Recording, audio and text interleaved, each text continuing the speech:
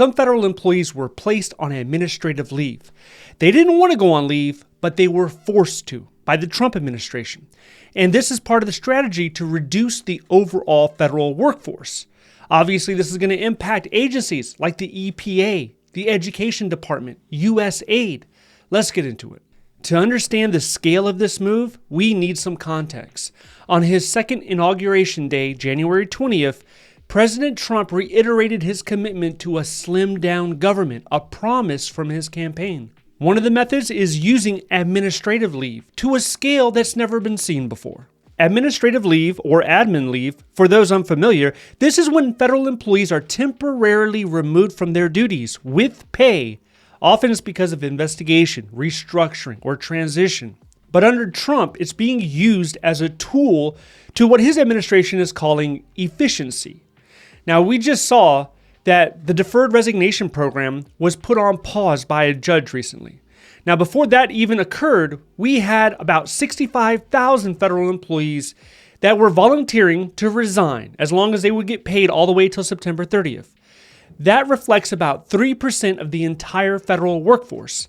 The goal was 5 to 10%, so it still came up short, but it's getting closer to that 5% number.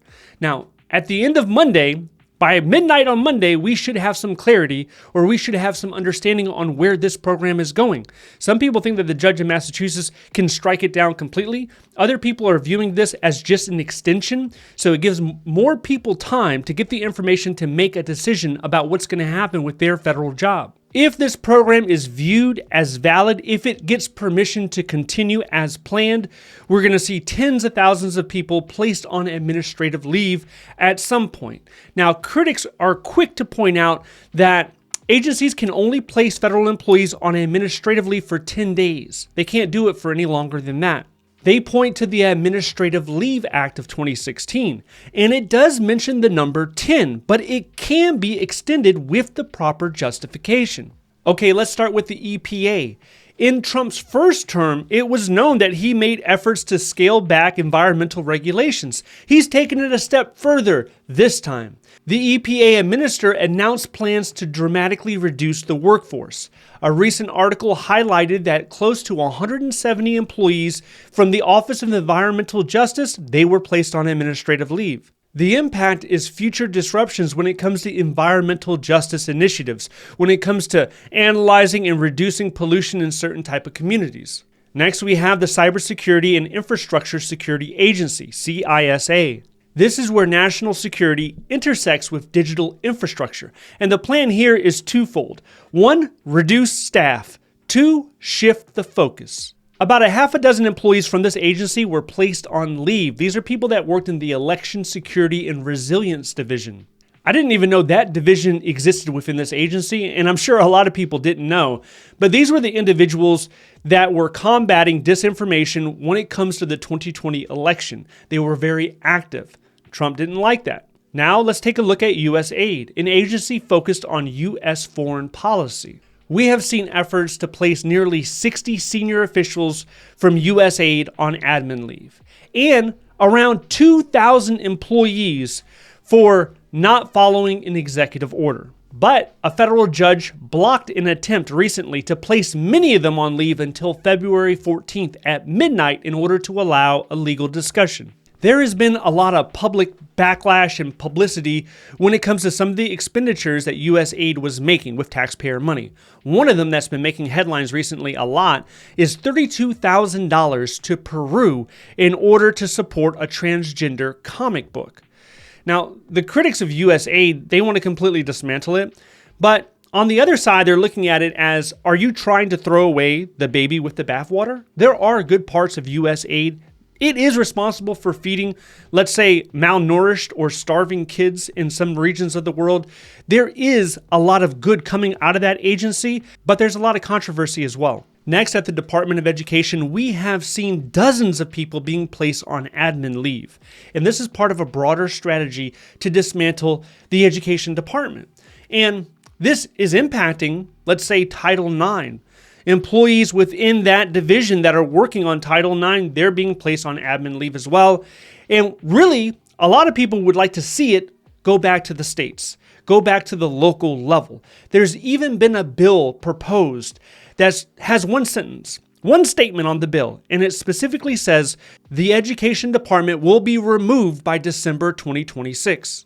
The Office of Personnel Management, OPM, wasn't spared either. With an aim to streamline the federal employment process, OPM saw a wave of admin leave, and this has led to a delay in hiring and processing, and it affects the government across the board. So the goal with this agency is a 70% reduction. Initially, it starts off with 30%, but the long-range goal is 70%. This is roughly a 3,000 person agency, so they want to see that number dropped below 1,000. Then there's the Department of Energy. They experienced a reshuffle, specifically in their renewable energy section. Over 200 scientists from the Office of Science were placed on leave, impacting research into clean energy solutions. This aligns with Trump's push towards fossil fuels. If you look at his executive orders, they're promoting oil and coal as part of his slogan of drill baby drill. Now, in addition to this, we have also seen people in most of these agencies that had the title of DEI or anything revolving around DEI. They have also been placed on admin leave. So we're talking about hundreds, if not thousands of people that have gone on admin leave. But why administrative leave? Most federal employees are protected by civil service laws. I would say roughly 90% of them are. The other 10%, they're on probation because they just joined the government within the last couple of years.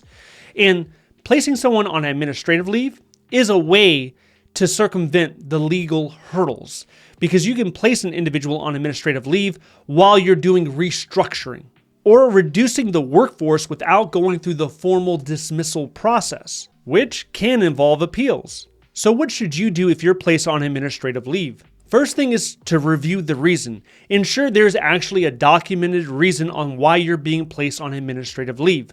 The second thing is to contact your union representative, and then after that you can contact an attorney or you can contact someone from Congress. You can do a congressional inquiry. This is definitely a time of uncertainty. A lot of the actions that we're witnessing, we've never seen anything like that before. So you have lawyers on both sides. You have the union, they're fighting it out. Now, right now, everyone understands that we're under a hiring freeze, at least until April, mid-April, late April. Then it should be removed. But even with that, just yesterday, there were over 6,000 jobs that were open to the public in multiple agencies that are still interviewing, that are still hiring. If you want to know exactly how to find these jobs, how you should configure your searches, how you should have your filters set up on usajobs.gov in order to find an opportunity. It could even be a promotion for you in a lot of different cases. If you're interested in that, I want you to check this video out next. If you need a federal resume example, check out the links down below. Thank you so much for watching. I'll see you in the next one.